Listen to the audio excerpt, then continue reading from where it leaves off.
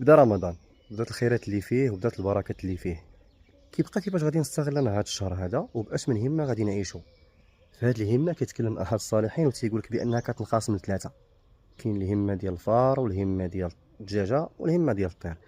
الفار الهمه ديالو خائره، جهدو يلاه يخرج يقلب على الماكله ويرجع لذاك الغار ديالو، كان موسخ كان نقي تيعيش فيه هكاك، تيحاولش انه يتطور ولا يطور راسو. الدجاجه نسال الله العافيه تقدر توعدك بزاف د الامور قا ولكن ما كدير حتى شي حاجه. الطير كما كان النوع ديالو ما تيبغيش يعيش في الارض، دائما يحلق. وخير الطيور من يترفعون العيشه مع البشر، ماشي كيترفع ولكن تيقلبوا على شي عيشه كبيره، شي فضاء فسيح، القرب من الله سبحانه وتعالى.